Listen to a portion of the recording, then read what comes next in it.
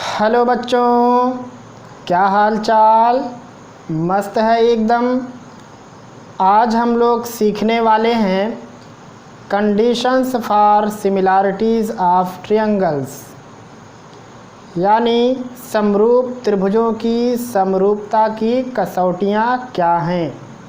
यानी ऐसे कौन कौन से कंडीशन होते हैं जिसे देख करके पता चलता है कि दिए हुए जो त्रिभुज हैं वो एक दूसरे के समरूप हैं।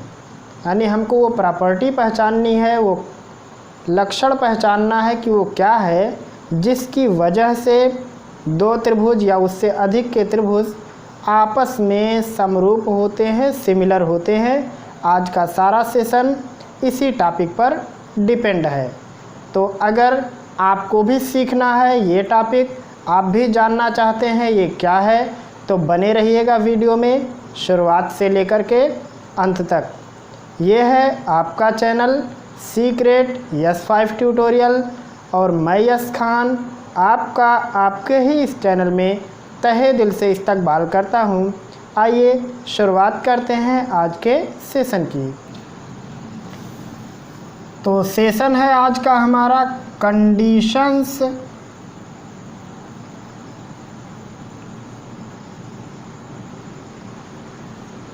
फॉर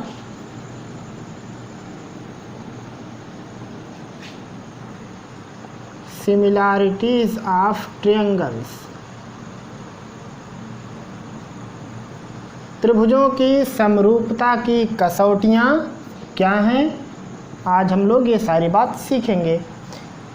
और इससे पहले हम लोगों ने सॉल्व किया है 6.2 एक्सरसाइज, फिर हम लोगों ने 6.1 भी सॉल्व किया है, और फिर हम लोग थ्योरम पार्ट में थेल्स का थ्योरम, बीपीटी क्या है, कन्वर्स ऑफ थेल्स थ्योरम क्या है, ये सब हम लोग सीख चुके हैं। उसके बाद यहाँ हम लोग पहुँचे हैं। अगर आपने वो सब अभी तक नहीं देखा है तो एक बार ज़रूर देखिए ताकि आपकी पकड़ और भी मजबूत हो सके। तो खैर हम लोग शुरुआत कर ही चुके हैं आज के सेशन की। Conditions for similarities of triangle, ये आपके किताब में एनसीईआरटी के किताब में थ्योरम के नाम से, या थ्योरम का कह सकते हैं कि क्रम दिया हुआ, सीरियल दिया हुआ है, जैसे 6.4, 5, 6 करके दिया हुआ। खैर उससे हमको कोई लेना देना नहीं है। हमको थ्योरम को थ्योरम के नंबर से याद नहीं रखना है, थ्योरम के नाम से याद होना चाहिए। यानी वो प्रमेय किस नाम से जाना जाता है हमको ये याद रखना है। उस प्रमेय का सीरियल नंबर क्या है हमको इससे कोई लेना देना नहीं है।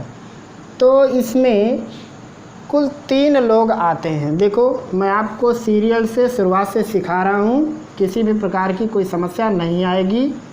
देखो 3 लोग हैं, यानी वो 3 कैरेक्टर हैं जिसके ज़रिए से हम लोग पहचान लेते हैं कि ट्रायंगल सिमिलर है या नहीं। वो क्या क्या है उसके बाद मैं आपको बाद में सिखाता हूँ। एक को कहते हैं यस यस यस, एक को कहते हैं यस ए एस, और एक को कहते हैं ए। ये है कुल 3 थ्योरम आपके किताब में। एस एस एस को कहते हैं साइड साइड साइड, भुजा भुजा भुजा। एस ए एस को कहते हैं साइड एंगल साइड, भुजा कोण भुजा, मतलब 2 साइड के बीच का एंगल। ये है ट्रिपल ए, मतलब 3 बार एंगल है, यानी 3 बार कोण है। तो वो सब क्या है, वो सारी मगजमारी हमको क्यों करनी पड़ती है वो पहले देखिए। लेकिन इससे पहले कि आप इसे सीखें, आपको एक शब्द बार बार सीखना पड़ता है, वो होता है संगत। और इसको सुन सुन के तो आधा दिमाग वैसे ख़राब हो जाता है। कभी आएगा संगत भुजा तो कभी आएगा संगत कोण।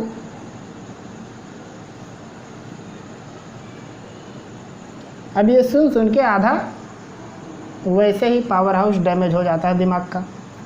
संगत भुजा क्या है, संगत कोण क्या है, सुन सुन के हम लोगों का दिमाग खराब रहता है। या करेस्पॉन्डिंग साइड क्या है, करेस्पॉन्डिंग एंगल क्या है, इसको इंग्लिश में ऐसा कह सकते हो। तो अब ये संगत भुजा संगत कोण ज़रा ध्यान से देखो। तो संगत का मतलब होता है साथ साथ चलना, साथ साथ चलना, यानी पीछा ना छोड़ना। जैसे इंसान और उसकी परछाई कभी जुदा नहीं हो सकते जब तक अंधेरा ना आ जाए। ऐसा कह सकते हैं। ऐसे ही ये संगत है, ये कभी भी छोड़ता नहीं है। तो हम ज्योमेट्री की भाषा में संगत को कैसे पहचानेंगे, देखो मैं ट्रायंगल बना के आपको समझा रहा हूँ। अगर मैं कहूँ कि एक ट्रायंगल है, इसका नाम है ABC, और एक और खूबसूरत सा ट्रायंगल है हमारे पास PQR, ये हो गए दो ट्रायंगल। अब देखो संगत भुजा कैसे कहते हैं, देखो अगर मैं कहूँ कि ये जो B वाला एंगल है ये Q वाले एंगल के बराबर है, मतलब जैसे ये 30 अंश का है, ये भी 30 अंश का है। सपोज दैट दोनों आर 30 डिग्री, दोनों 30 अंश के हैं। तो अब ये कहा जाएगा कि BQ का संगत कोण है। आई बात समझ में, या QB का संगत कोण है। समझ में आ रहा है आपको, जो जिससे रिलेटेड है वही उसका संगत है। चलो अगर मैं कहूँ कि ये साइड है 60 डिग्री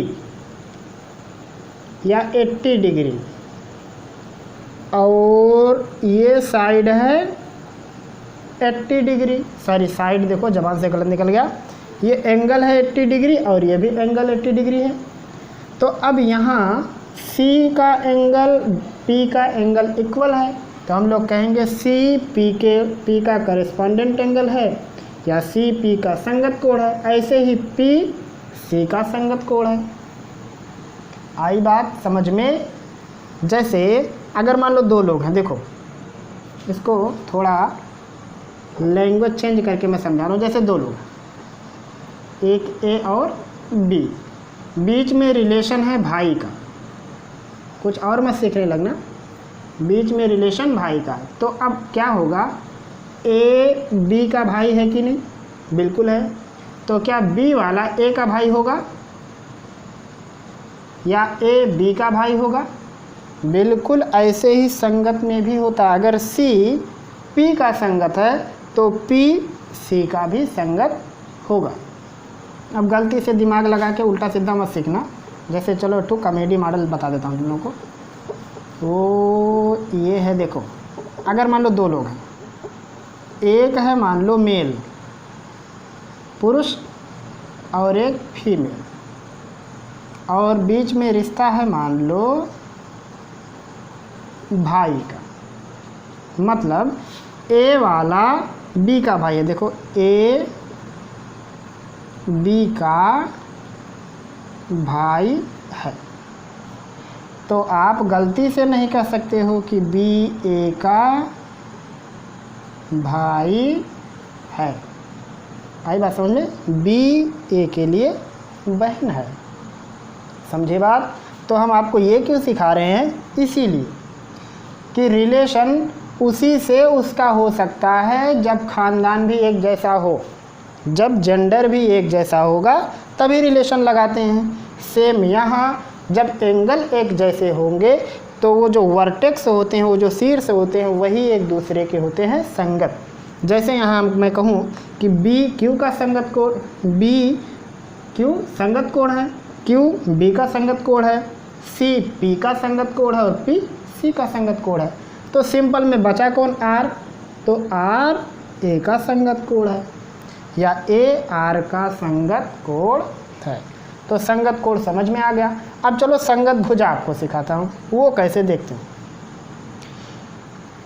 अभी देखो यहाँ B है 30 डिग्री, Q है 30 डिग्री, दोनों एंगल सेम सेम। तो अब इस B के सामने साइड कौन सी है, AC। Q के सामने साइड कौन सी है, PR। तो जब ये दोनों एक दूसरे के संगत कोण थे तो ये दोनों एक दूसरे की संगत भुजाएं होंगी, यानी AC और PR एक दूसरे के लिए संगत भुजा हैं। समझ में आ रहा है कुछ, बिल्कुल आ रहा है। P के सामने की साइड की अगर हम लोग बात करें तो वो है हमारे लिए QR, और P के लिए जो एंगल इक्वल था वो C था, और C के सामने की साइड है AB। तो हम लोग क्या कह सकते हैं, AB QR की संगत भुजा है, या QR AB की संगत भुजा है। ऐसे ही हम लोग देख सकते हैं आर के सामने की ये साइड है पी क्यू और ए के सामने की साइड है बी सी, मतलब बी सी और पी क्यू संगत भुजाएं हैं या करस्पॉन्डेंट साइड्स हैं। आ रहा है कुछ समझ में कि नहीं? क्योंकि आपको वो triple S S triple A समझने के लिए ये दोनों लोग आने चाहिए, नहीं तो ये नहीं आएंगे तो वो नहीं आएगा, वो नहीं आएगा तो सिमिलर ट्रायंगल नहीं आएगा, और ये नहीं आएगा तो एनसीईआरटी में ट्रायंगल कुछ भी नहीं आएगा आपको।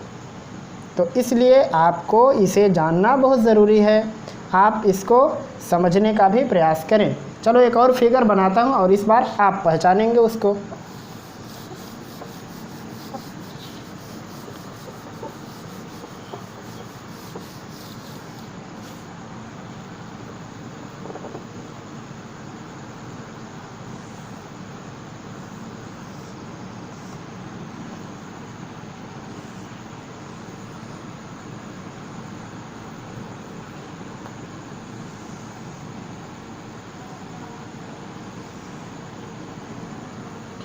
ये है हमारे पास एक फिगर, यहाँ कॉमन पॉइंट ओ है, ये हो गया मान लो ए, ये बी हो गया, ये हो गया सी और ये हो गया डी। अब इसमें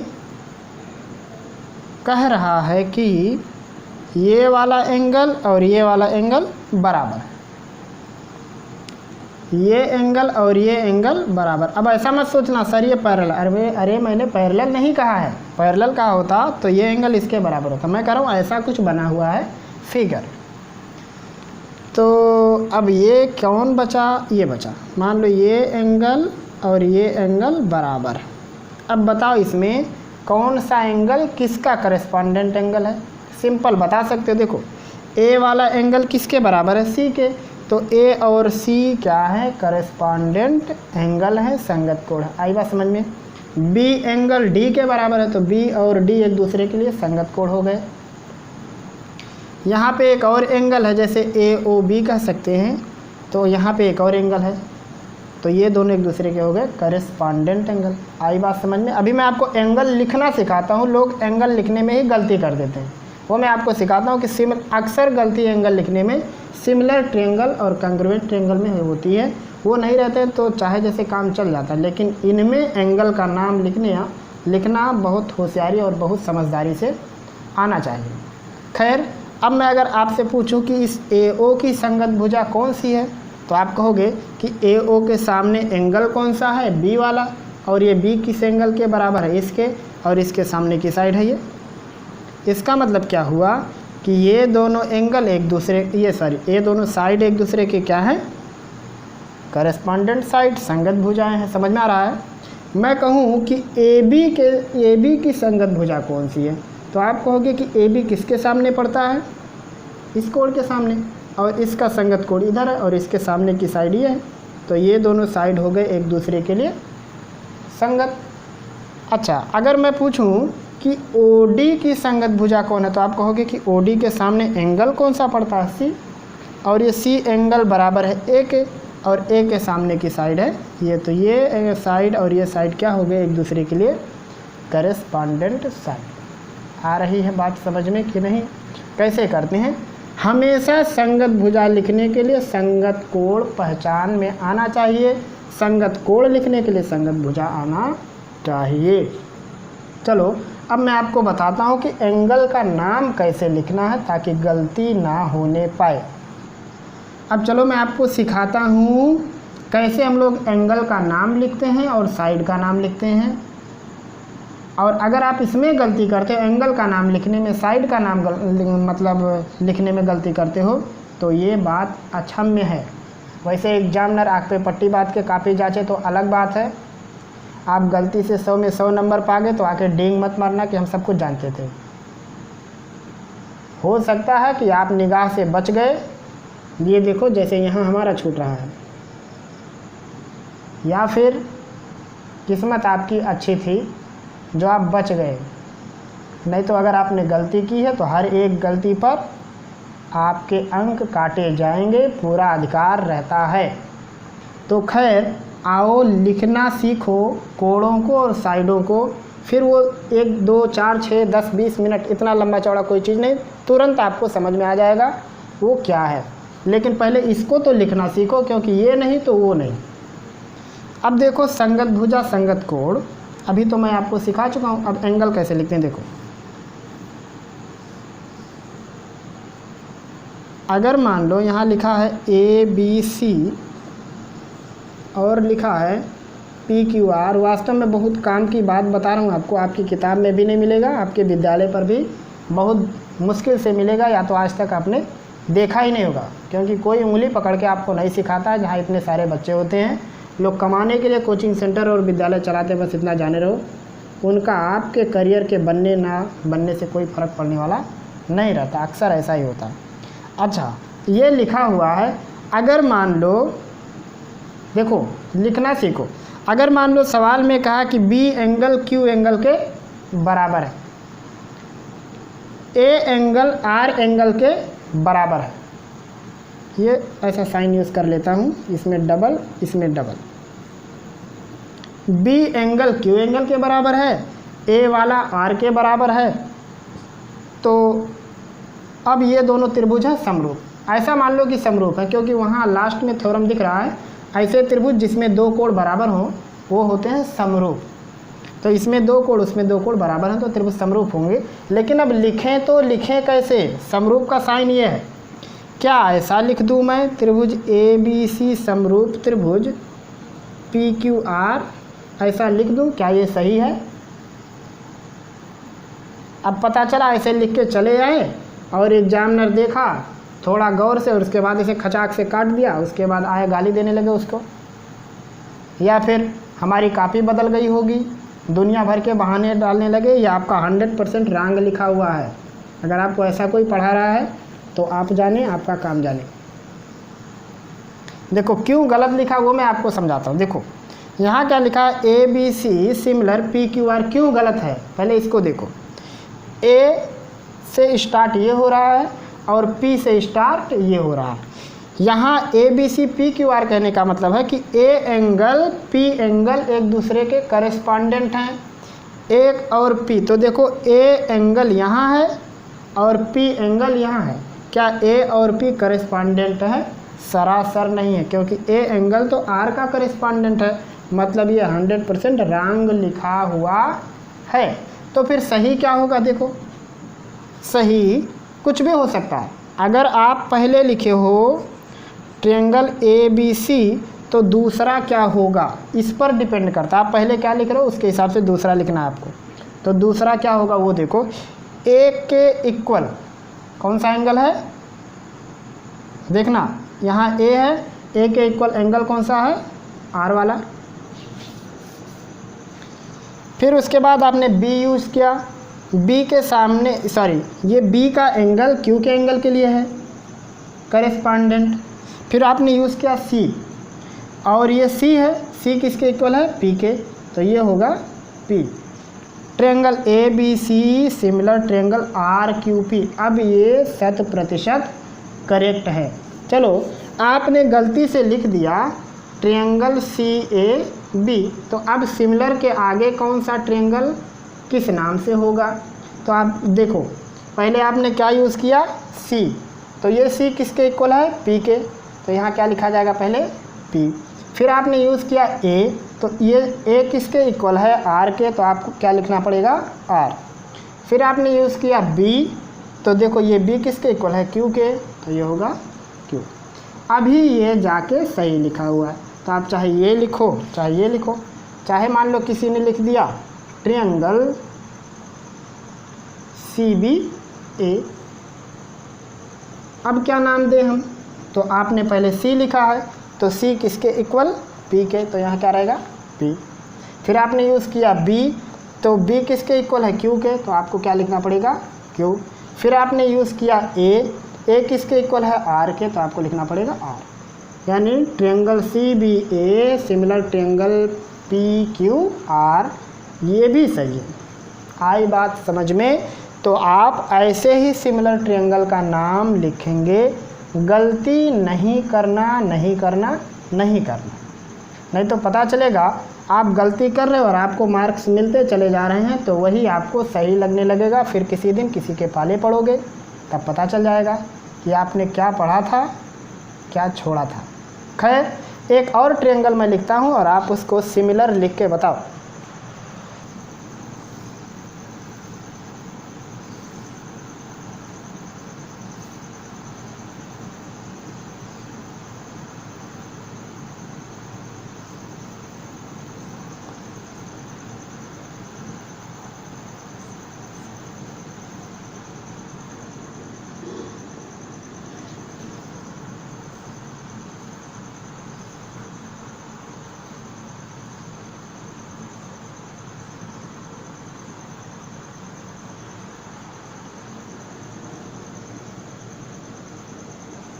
ये हमने लिया दो triangle, X Y Z, Z Y X, Z X Y, जो भी नाम दे देना इसको, और इससे रिलेटेड इस ट्रायंगल को आपको लिखना है। मैं पहले ही इंडिकेट कर दिया हूँ कि दोनों समरूप हैं, सिमिलर है। कैसे हैं देखो, एक साइड ये, एक साइड ये, करेस्पॉन्डेंट है, मतलब समान अनुपात के हो सकते हैं। बाकी अभी मैं आपको सिखाऊंगा ये मतलब समरूप त्रिभुज कैसे होते हैं। और यहाँ ये एंगल और ये एंगल इक्वल है। तो अगर मैं पहले लिख दूँ कि ट्रायंगल एक्स वाई जेड, तो सिमिलर ट्रायंगल के आगे इस ट्रायंगल का नाम क्या होगा। तो चलो लिखना सीखो। यहाँ x है, इस x के लिए इक्वल कौन सा है, p, ये बात इतनी ठीक हो गई। फिर यहाँ है y, अब देखो ये y यहाँ पे उसके सामने एक साइड आती है xz, क्या आती है xz। तो अब हमको पता नहीं कि ये साइड इससे रिलेटेड है कि ये साइड इससे रिलेटेड है, ये नहीं जानते। तो जो जानते हैं उसको देखो। यहाँ एक है हमारे पास एक्स वाई, वो किससे रिलेटेड है, जेड से। और यहाँ है हमारे पास एक पी आर, वो किससे रिलेटेड है, क्यू से। तो एक छोड़ के जेड पड़ा है तो एक छोड़ देते हैं क्यू, तो अब बचा कौन, आर। आई बात कुछ समझ में कि नहीं, कैसे लिखे हैं देखो। पहले एक्स और पी बराबर थे तो दोनों लिख दिया। फिर आया वाई की बारी, तो अब हम ये नहीं जानते हैं कि वाई के लिए ये मतलब ये वाली साइड लें कि कौन सी साइड लें, साइड में हम कंफ्यूज हैं। तो हमने क्या किया, हम देखे जेड के लिए, अरे जेड के लिए सामने तो एक निशान लगा हुआ है, फिर एक निशान यहाँ भी लगा हुआ है, इसका मतलब ये जेड और क्यू ये दोनों बराबर हैं। तो जेड के लिए क्यू बराबर, तो बीच में छोटा कौन सा, आर वाला। तो इस प्रकार से नाम आपको लिखना है। आ गई बात समझ में कि नहीं। चलो अब मैं साइड का, ये सारी एंगल का नाम लिखना सिखाता हूँ। अगर मैंने लिखा यहाँ पे वाई एक्स जेड, तो इधर क्या लिखूँ। अब देखो कहोगे x तो p के बराबर है, तो p के बराबर है, बात ठीक है, लेकिन p के इधर और उधर कौन रहेंगे ये बताना पड़ेगा आपको। इधर r रहेगा कि इधर q रहेगा, ये नहीं मालूम है। तो चलो आपने शुरुआत कहाँ से किया, वाई एक्स जेड, मतलब देखो वाई एक्स मतलब एक ऐसी साइड है जो यहाँ भी पाई जाती है। तो आप y से कहाँ उतर के गए, x तक, तो यहाँ r से कहाँ जाएंगे, p तक। आप उस एंगल तक आए हैं जो बीच में है, तो आप यहाँ से जाएंगे, इधर से नहीं जाएंगे, क्योंकि इधर से जब जाएंगे तो ये साइड छूट जाएगी। तो आप इधर से आएंगे आर पी क्यू। ये सब छोटी छोटी चीज़ें याद रखिए, इसको सिमेट्री भी कहते हैं। सिमेट्री का मतलब जैसे शीशा होता है, जैसा इधर वैसा उधर, हूबहू इमेज आपको बनाना है, परफेक्ट बनाना है, अपने आप को परफेक्ट बनाओ, अपने अंदर परफेक्शन लाओ। नहीं तो सवाल तो हर कोई हल कर लेता है, कैलकुलेटर भी हल कर लेता है, लेकिन क्या कभी कैलकुलेटर को कोई मार्क्स मिलता है, नहीं, कोई पोस्ट मिलता है, कभी नहीं, क्योंकि वो उतना ही करता है जितना उसके अंदर स्टोर कर दिया गया। अब वो सोच नहीं सकता, लेकिन आपकी मेमोरी सोच सकती है अगर आप उस पर जोर डालोगे तो। चलो एक बार और लिख के दिखा दो मेरे बच्चों। इसको गलती से बोझ मत समझना कि आप ये क्या उल्टा सीधा सिखा रहे हैं। मैं आपके फ़ायदे की बात कर रहा हूँ जो आपके विद्यालय वाले नहीं करते। यहाँ दिया है ये साइड इक्वल, ये साइड इक्वल, नाम दे देते हैं पी क्यू आर, यहाँ नाम दे देते हैं ए बी सी, और ये साइड इक्वल है, इस बार हम लोग इक्वल या चलो इक्वल करस्पॉन्डेंट जो भी ले लो, और आपको एंगल का नाम लिखना है। और अब सीखो, हम लोग अगर कहें PQR लिखा है, PQR, और ये दोनों एक दूसरे के अगर समरूप हैं, ऐसा एज्यूम कर लो कि समरूप हैं, तो उधर कौन सा एंगल होगा। तो यहाँ हम लोगों ने Q की बात की। अब देखो Q कहाँ है, Q को हमने कैसे लिखा, P और R के बीच में। अब P देखो थर्ड पर है, P कहाँ है, Q और P के बीच में थर्ड निशान है। समझ में आ रहा है कि नहीं। देखो यहाँ Q है, Q के से पहले है P, Q के बाद है R। तो देखो Q और R के बीच में सिंगल निशान, P और Q के बीच में ट्रिपल निशान। तो अब पहले यहाँ देखो Q बराबर किसके है, तो Q किसके बीच में था, सिंगल और ट्रिपल के। तो सिंगल और ट्रिपल के बीच में यहाँ कौन सा है, B हो गया। तो अब देखो यहाँ Q से पहले ट्रिपल वाली लाइन है, तो इस B से पहले भी ट्रिपल लाइन होगी। तो B से पहले ट्रिपल लाइन के लिए कौन आएगा, C आएगा। फिर सिंगल लाइन है, तो सिंगल लाइन के लिए कौन आएगा, A आएगा। और ये नाम हो गया करेक्ट। तो ये छोटी छोटी चीज़ें आप सीखिए और अपने गणित के प्रश्नों में पूर्णता लाइए, शुद्धता लाइए, स्वच्छता लाइए, ताकि आपकी छवि सबके सामने एक आईने के रूप में बन सके। तो अब हम लोग चलते हैं conditions for similarities of triangles. समरूप त्रिभुजों के लिए कसौटियाँ क्या हैं, जो वहाँ तीनों लिखे हुए हैं। अब हम लोग बात करेंगे SSS, SAS और AAA की। तो पहला है थ्योरम, वो जो लिखा हुआ है वो आपके किताब में शायद 6.3 नाम से है, मुझे संख्या याद नहीं है, खैर 6.3 हो सकता है। और नहीं तो इसको सीधा सीधा जानो SSS, 3 बार भुजा या 3 बार साइड। ये रूल क्या कहता है, ये रूल कहता है कि अगर दो त्रिभुज इस प्रकार से लिए जाएं कि दोनों त्रिभुजों की भुजाएं समान अनुपात में हो, जरूरी नहीं है कि बराबर हो, जितनी बड़ी ये भुजा उतनी बड़ी है, ऐसा कोई ज़रूरी नहीं है, लेकिन अनुपात बराबर हो तो दोनों त्रिभुज होंगे समरूप त्रिभुज। तो ये रूल क्या कहता है, पहले रूल लिख देता हूँ। ऐसे दो त्रिभुज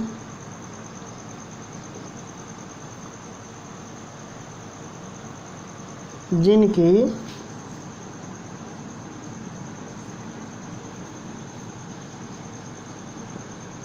संगत भुजाएं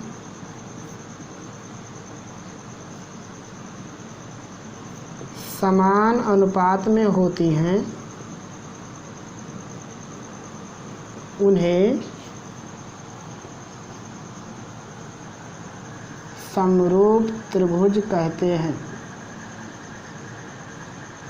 आई बात समझ में। ऐसे दो त्रिभुज जिनकी संगत भुजाएं, अब यहाँ संगत में तीनों आ जाएंगी, तीनों संगत भुजाएं समान अनुपात में होती हैं, उन्हें समरूप त्रिभुज कहते हैं। अब देखो, अगर मैं कहूँ कि एक ट्रायंगल है, इसका नाम है ABC, इसकी लेंथ है 4 सेंटीमीटर, इसकी 10 सेंटीमीटर, इसकी मान लो हम लोग ले लिए 12 सेंटीमीटर। एक और ट्रायंगल है हमारे पास, ट्रायंगल है PQR, ये हो गया 24 सेंटीमीटर, ये हो गया 20 सेंटीमीटर और ये 8 सेंटीमीटर। मैं कहूँ कि क्या दोनों ट्रायंगल समरूप हैं, तो सिंपली आप क्या करोगे, आप चेक करोगे उनके साइड का रेशो, क्योंकि आप इस बार साइड जानते हो। तो आपको करना क्या है, साइड का रेशो चेक करने के लिए इसकी बड़ी भुजा तो उसकी बड़ी भुजा, ऐसा। तो अब इसकी छोटी भुजा से स्टार्ट करो या फिर बड़ी से, कोई फ़र्क पड़ने वाला नहीं है। तो अगर हम लोग छोटी भुजा से स्टार्ट करें तो छोटी भुजा इसकी है AB, तो इसकी सबसे छोटी भुजा कौन सी है, PR। 4/8 माने 1/2 आया। उससे थोड़ी सी बड़ी इसकी एक और साइड है BC, और यहाँ एक और साइड है QR, तो ये होगा 10/20, कितना आया 1/2। फिर उसके बाद एक और बड़ी साइड बचती है, उसका नाम है अगर AC, तो यहाँ एक और बड़ी साइड का नाम PQ है, और ये है 12/24 बराबर 1/2। तो देखने पे ये मतलब यहाँ क्या पता चला, यहाँ ये पता चला कि दोनों त्रिभुज की संगत भुजाओं का अनुपात, संगत मतलब सबसे छोटी इधर तो सबसे छोटी उधर, इधर सबसे बड़ी तो उधर सबसे बड़ी, इस प्रकार का अनुपात जब हमने लिया तो तीनों अनुपात बराबर हैं। इसका मतलब त्रिभुज समरूप है। लेकिन अब इस समरूप त्रिभुज का नाम कैसे लिखेंगे? अगर मैंने लिख दिया पहले ABC तो समरूप के आगे कौन सा नाम होगा? देखो इस A के सामने 10 सेंटीमीटर है जो कि इसकी बीच वाली भुजा, बीच वाले कहने का मतलब सबसे बड़ा और सबसे छोटा का बीच वाला है साइड। तो यहाँ इस साइड में भी सबसे बड़ा और सबसे छोटा का बीच वाला लेना है, और वो कितना है 20 सेंटीमीटर, और 20 के लिए P लिखना पड़ेगा। समझ में आ रहा है कि नहीं कैसे लिख रहे हैं? देखो सबसे पहले अगर इधर A प्रयोग हुआ है तो A किसके सामने पड़ता है 10 के, और वो 10 देखो सबसे बड़ा सबसे छोटा के बीच में है, तो इधर वाला वही लिखना होगा जो सबसे बड़ा और सबसे छोटा के बीच में है, वो है P। अगला नाम क्या होगा? यहाँ पे B है, तो B देखो सबसे बड़े साइड के सामने का कोण है, तो इधर हमको भी सबसे बड़े साइड के सामने आना होगा। तो 24 के सामने क्या लिखा है R, अब 3 ही है PR, तो बचा Q, और ये नाम सही लिखा हुआ है। आ गई बात समझ में? अब इसे देख के आप तुरंत कह सकते हो कि A एंगल P के बराबर, B एंगल R के बराबर, C एंगल Q के बराबर। तो जब नाम करेक्ट लिखा रहता है तो फिर आधा काम आसान हो जाता है। तो इसको कहते हैं SSS थ्योरम। ऐसे दो त्रिभुज जिनकी संगत भुजाएं समान अनुपात में हों उन्हें समरूप त्रिभुज कहते हैं।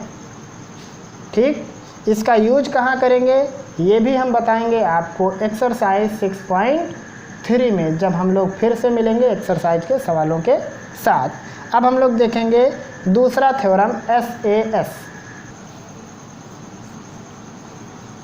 अगला थ्योरम ले लेते हैं हम लोग SAS। ये रूल क्या कहता है? ये रूल कहता है कि ऐसे दो त्रिभुज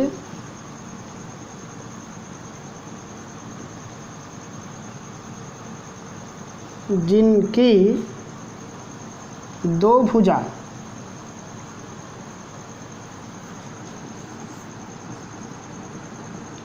और उसके बीच का कोण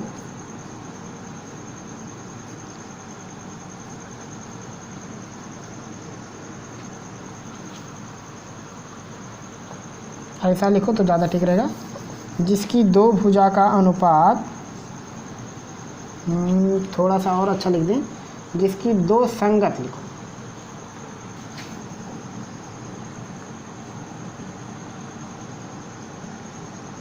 संगत भुजा का अनुपात बराबर तथा बीच का कोण भी बराबर हो,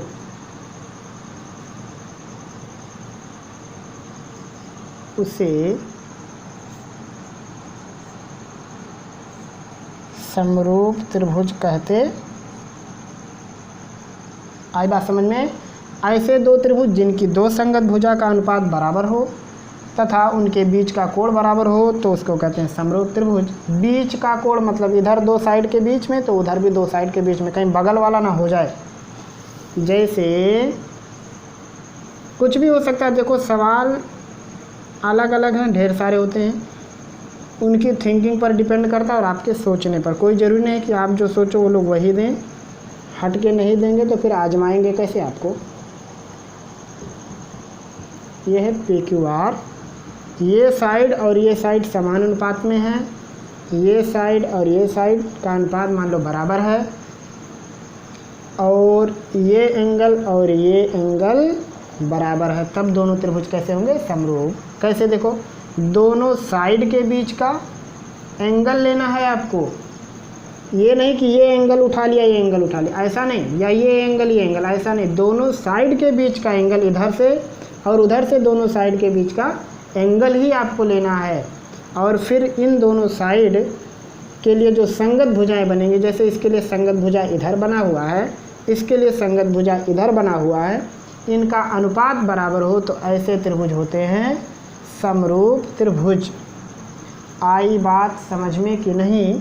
तो इस प्रकार से आप ये थ्योरम का यूज करेंगे, मतलब त्रिभुजों को समरूप प्रूफ करने के लिए। जैसे मान लो अगर आ जाता कि सिद्ध कीजिए कि ये दोनों त्रिभुज समरूप हैं, तो क्या लिखते कि AC/PR इक्वल AB/PQ लिखते, क्योंकि दोनों संगत भुजाएं समान रेशो में दिख रहे हैं, साइन लगा हुआ है। फिर उसके बाद क्या लिखेंगे कि A एंगल P एंगल के बराबर है, इसलिए थ्योरम SAS से दोनों त्रिभुज एक दूसरे के समरूप हैं। तो ये सब लक्षण हैं जिनको देख करके पता करते हैं कि ट्रायंगल समरूप है या नहीं। अब बचता है वो तीसरा वाला AAA। तीसरा थ्योरम है AAA। ये क्या कहता है कि अगर दो त्रिभुज ले लो और दोनों त्रिभुज के कोण बराबर हो जाएं, मतलब इसके तीनों कोण उसके तीनों कोण बराबर हो जाएं, तो इसको कहेंगे हम लोग समरूप त्रिभुज।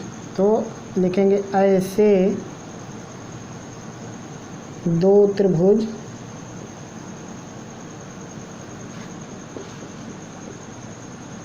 जिनके प्रत्येक कोण आपस में, या प्रत्येक कोण मतलब अंतः कोण जो अंदर है बाहर का नहीं, आपस में बराबर हों, उन्हें समरूप त्रिभुज कहते। आ गई बात समझ में? ऐसे दो त्रिभुज जिनके संगत कोण जिनके सभी कोण एक दूसरे के बराबर हों तो त्रिभुज होते हैं समरूप। तो ये थे कुल 3 कंडीशन। इनका यूज़ कैसे करेंगे इसके बारे में हम चर्चा करेंगे आपसे एक्सरसाइज 6.3 के प्रश्नों में। वहाँ हम आपको और भी बेहतर तरीके से इनका यूज़ सिखाएंगे। यहाँ तो हमने उनका इंट्रोडक्शन बताया आपको कि ये तीनों क्या हैं, फिर हमने आपको सिखाया कि संगत कोण और संगत भुजाएं कैसे लिखते हैं, फिर मैंने आपको सिखाया कि एंगल का नाम कैसे लिखते हैं और ट्रायंगल का नाम कैसे लिखते हैं। इन सारी बातों पर आज हम लोगों ने चर्चा की है। तो खैर इसको ऐसे का ऐसे छाप लीजिए। ये था हमारा आज का session, conditions for similarities of triangles, समरूप त्रिभुजों के लिए कसौटियाँ। इसमें हम लोगों ने सबसे पहले सीखा कि जो सिमिलर ट्रायंगल होता है उसको हम लोग कैसे उसका नाम लिखते हैं, क्योंकि यहाँ भी हम लोग गलती करते हैं। एंगल का नाम कैसे लिखते हैं, यहाँ भी हम लोग गलती करते हैं, उसको भी मैंने आपको बताया। संगत कोण संगत भुजाओं के बारे में चर्चा हुई। इसके बाद हम लोगों ने थ्योरम पर चर्चा की है, जैसे SSS, SAS और AAA पर। यहाँ हम लोगों ने इसको केवल इंट्रोडक्शन के रूप मात्र में ही देखा है। यूज कैसे करना है ये मैं आपको सिखाऊंगा एक्सरसाइज 6.3 के प्रश्नों में। अगर यहाँ पे मैं आपको और भी आगे लेके जाता तो शायद वीडियो बहुत ज़्यादा लंबा हो जाता, इसलिए मुझे वीडियो को यहीं बंद करना पड़ा। फिर मिलेंगे हम लोग जल्द ही अगले सेशन के साथ। तब तक के लिए पढ़ते रहिए, अपनी तैयारी और भी बेहतर तरीके से करते रहिए। हमें दीजिए इजाज़त। खुदा हाफिज़।